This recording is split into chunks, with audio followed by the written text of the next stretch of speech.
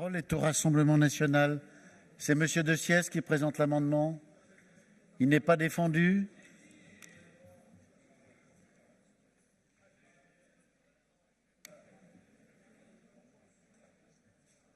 Voilà, Monsieur De Siès, vous avez la parole. Je vous remercie, Monsieur le Président.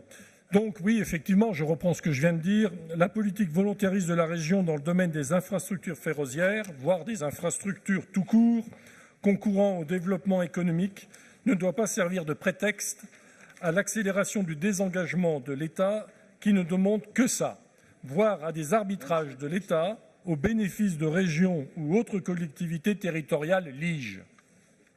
D'une façon générale, la suppression d'un passage à niveau est financée, comme je vous l'ai déjà expliqué, à 50% par l'Agence des infrastructures, des transports.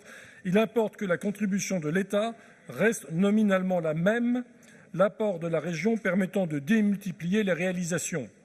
Et surtout, et c'est là, ça va être tout votre travail, de motiver les collectivités locales à monter au créneau pour obtenir que l'État fasse son travail, afin que le rapport que l'on vote aujourd'hui soit suivi des faits. Vous mettez en place 50 millions, il va falloir qu'on les dépense.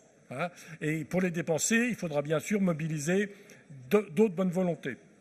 C'est pour ça que nous proposons d'ajouter dans le GRA, dans le pacte en annexe du GRA du rapport, le paragraphe suivant. La contribution de la région est conditionnelle de la participation à hauteur d'au moins 25%, c'est déjà une réduction, et ou de l'État et ou de ses établissements et sociétés affiliés, SNCF Réseau, la FTIF notamment, sur chaque projet. Puisqu'il me reste une minute, Monsieur le Président, le vice-président, pardon, je voudrais vous faire une petite anecdote, une expérience personnelle.